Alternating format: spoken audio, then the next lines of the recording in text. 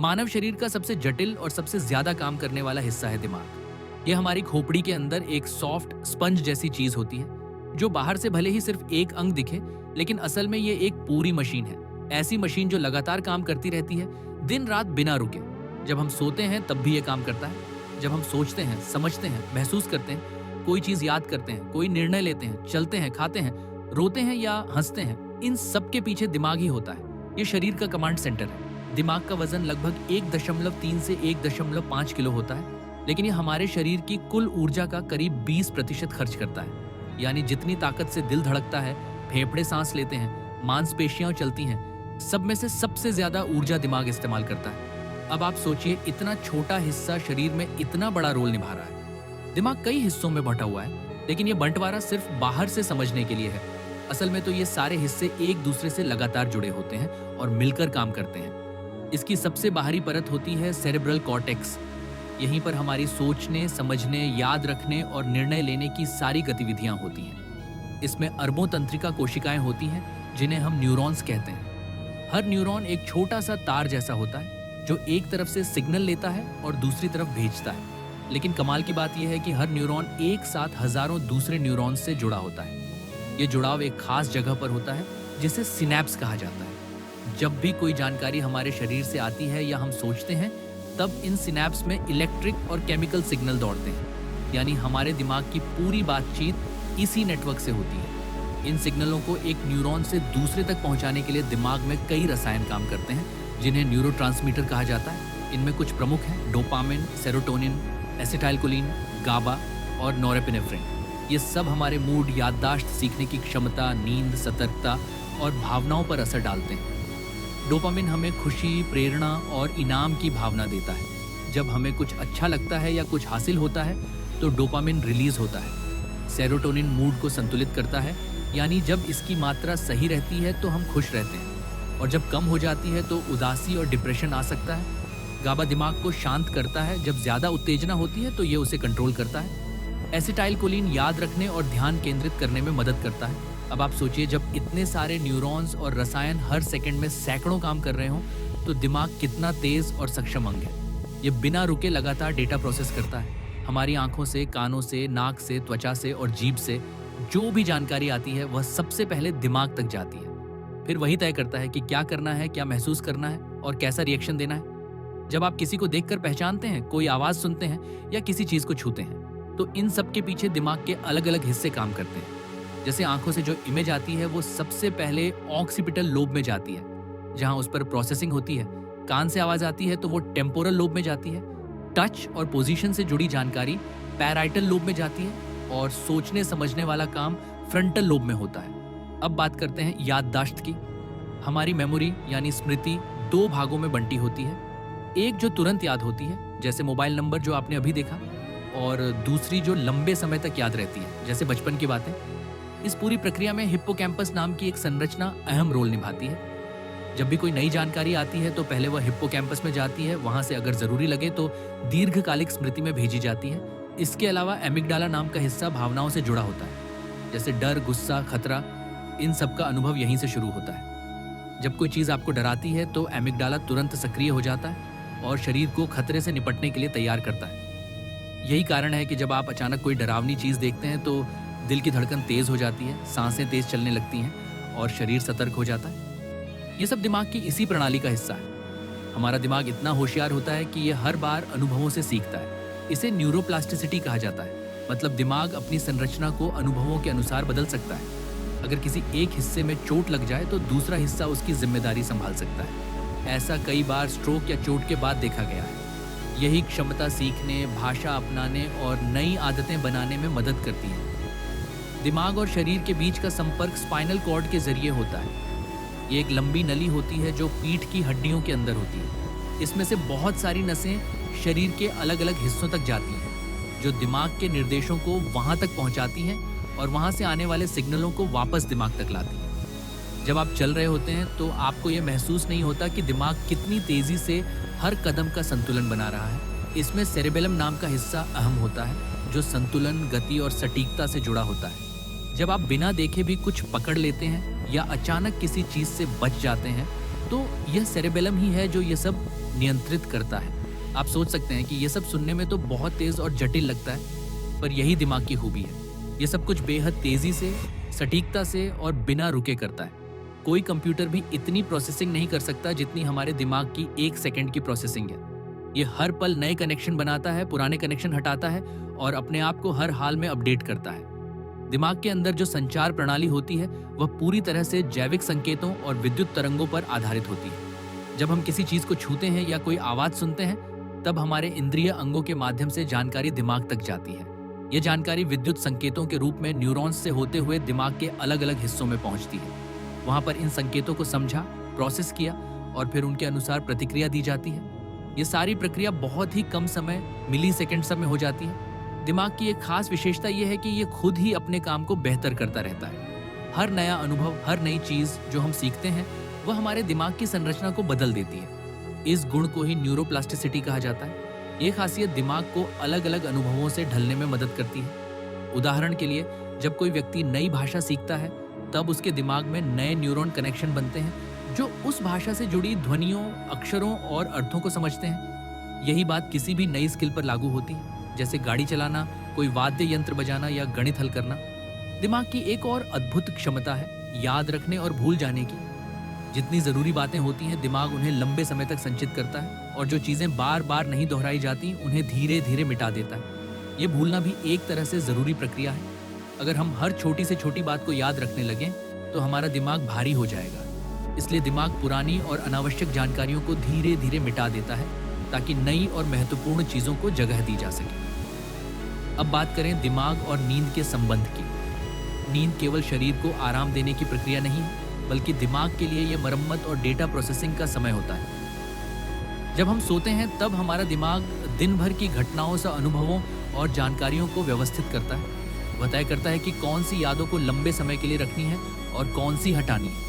नींद के दौरान दिमाग कुछ हिस्सों को ज्यादा सक्रिय करता है, खासकर REM, रैपिड आई मूवमेंट, नींद के चरण में। इसी चरण में सपने देखे जाते हैं और यही वह समय होता है जब यादें मजबूत होती हैं। अगर किसी व्यक्ति को पर्याप्त नींद नहीं मिलती, तो उसकी स्मृति, ध्यान केंद्रित करने की क्षमता और मूड पर बुरा असर पड़ता है। लगातार नींद की कमी दिमाग की संरचना को भी बदल सकती है।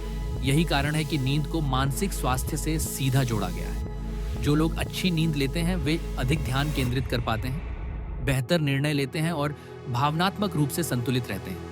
दिमाग में काम करने वाले तंत्रिका नेटवर्क बहुत ही परिष्कृत और तेज होते हैं। हर बार जब हम कुछ नया सीखते हैं, तो ये नेटवर्क फिर से जुड़ते हैं या मजबूत होते हैं। जैसे जैसे कोई जानकारी बार बार दोहराई जाती है, उस जानकारी से जुड़ा नेटवर्क मजबूत होता जाता है। यही कारण है कि रटने से याददाश्त बेहतर होती है, क्योंकि दिमाग बार बार एक ही रास्ता बनाने लगता है, जो फिर स्थायी हो जाता है। बचपन में दिमाग की विकास दर सबसे तेज होती है। जन्म के बाद पहले 5 सालों में दिमाग की न्यूरॉन कनेक्शन बनाने की क्षमता सबसे ज्यादा होती है। ये वह समय होता है जब बच्चा बोलना, चलना, समझना और सामाजिक व्यवहार सीखता है। अगर इस समय में उसे सही पोषण, सुरक्षा और सामाजिक माहौल मिले, तो उसका मानसिक विकास तेजी से होता है। इसलिए वैज्ञानिकों और बाल विकास विशेषज्ञों के अनुसार जीवन के पहले 1000 दिन, गर्भावस्था से लेकर जन्म के 2 साल तक, बच्चे के मानसिक विकास के लिए बेहद महत्वपूर्ण होते हैं। उम्र बढ़ने के साथ दिमाग की प्रोसेसिंग स्पीड थोड़ी धीमी हो जाती है, लेकिन इसका मतलब यह नहीं कि बुढ़ापे में सीखना बंद हो जाता है। दिमाग की लचीलापन, न्यूरोप्लास्टिसिटी उम्र भर बनी रहती है। वृद्ध व्यक्ति भी नई चीजें सीख सकते हैं, नई भाषा या स्किल अपना सकते हैं, बस प्रक्रिया थोड़ी धीमी हो सकती है। दिमाग में कई बार विकार भी उत्पन्न हो सकते हैं, जिनमें से कुछ शारीरिक होते हैं और कुछ मानसिक। जैसे अल्जाइमर एक न्यूरोडिजेनरेटिव बीमारी है, जिसमें दिमाग की कोशिकाएं धीरे धीरे मरने लगती हैं और व्यक्ति की याददाश्त कम होती जाती है। ये बीमारी ज्यादातर वृद्ध लोगों में देखी जाती है, लेकिन यह युवाओं में भी हो सकती है। इसका कोई स्थायी इलाज नहीं है, लेकिन शुरुआती स्टेज में पहचान हो जाए तो दवाओं और अभ्यास से इसकी प्रगति को धीमा किया जा सकता है। इसके अलावा पार्किंसन रोग एक ऐसी बीमारी है जिसमें दिमाग का वह हिस्सा प्रभावित होता है जो शरीर की गतिविधियों को नियंत्रित करता है। इसमें व्यक्ति के हाथ पैर कांपते हैं, चलने में कठिनाई होती है और धीरे धीरे रोजमर्रा के काम करना मुश्किल हो जाता है। ये डोपामिन नामक रसायन की कमी से होता है, जो मस्तिष्क के मूवमेंट से जुड़े हिस्से में बनता है। मानसिक विकार जैसे डिप्रेशन, एंग्जाइटी, स्किज़ोफ्रेनिया आदि सीधे दिमाग के रासायनिक संतुलन से जुड़े होते हैं।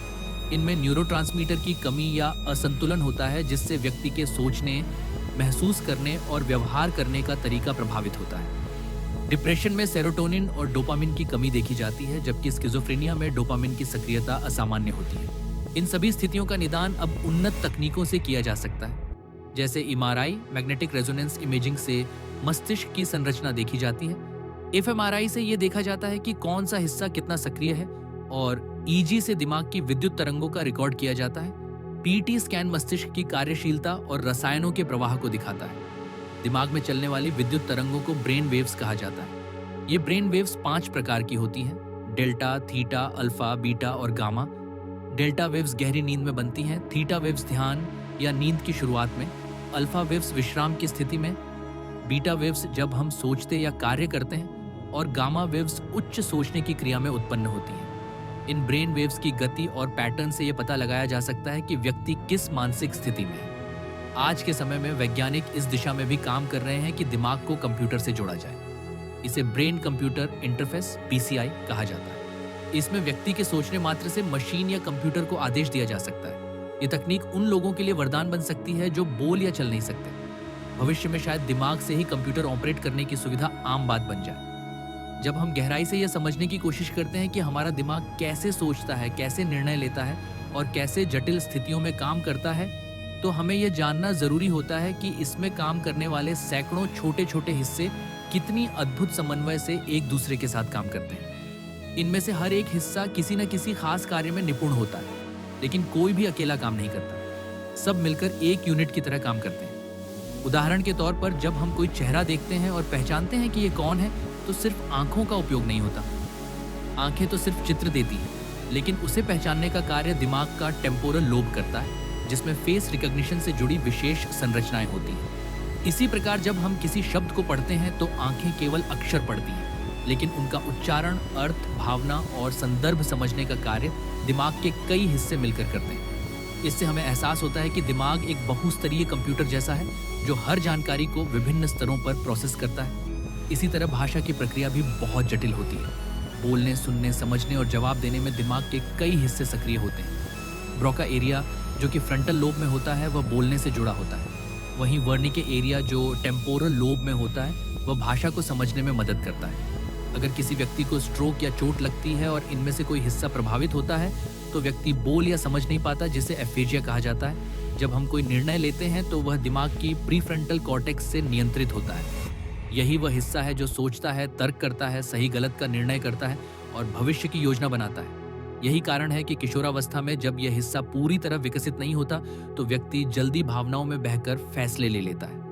उम्र के साथ जैसे जैसे प्रीफ्रंटल कॉर्टेक्स विकसित होता है, व्यक्ति अधिक तार्किक और सोच समझकर निर्णय लेने लगता है। मानव मस्तिष्क की संरचना को समझने के लिए वैज्ञानिकों ने ब्रेन मैपिंग की तकनीक विकसित की है, जिसमें अलग अलग हिस्सों की कार्यप्रणाली को ट्रैक किया जाता है। ह्यूमन कनेक्टोम प्रोजेक्ट इसी दिशा में एक बड़ा कदम है, जिसमें यह जानने की कोशिश की जा रही है कि दिमाग के अरबों न्यूरॉन्स किस तरह एक दूसरे से जुड़े हैं और कैसे संवाद करते हैं। यह जानकारी भविष्य में दिमागी बीमारियों को समझने और उनका इलाज खोजने में मदद कर सकती है।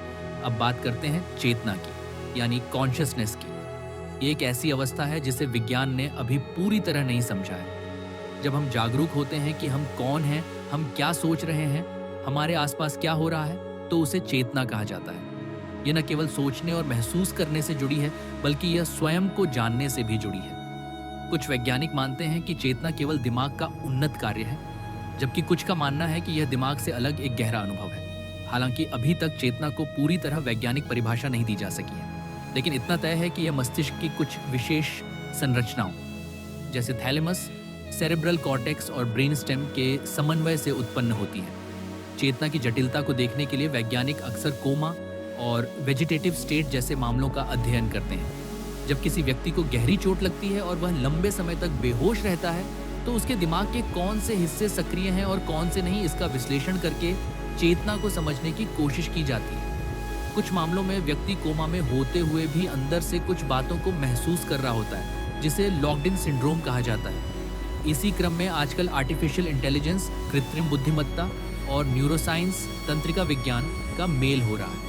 वैज्ञानिक ऐसे कंप्यूटर सिस्टम बना रहे हैं जो इंसानी दिमाग की तरह सोच सके, डीप लर्निंग और न्यूरल नेटवर्क्स इसी का उदाहरण है। ये सिस्टम दिमाग की न्यूरॉन संरचना की नकल करते हैं और उनसे प्रेरणा लेकर कंप्यूटर को सोचने, पहचानने और निर्णय लेने योग्य बनाते हैं। हालांकि ये अभी केवल प्रारंभिक स्तर पर है, लेकिन इसका दायरा भविष्य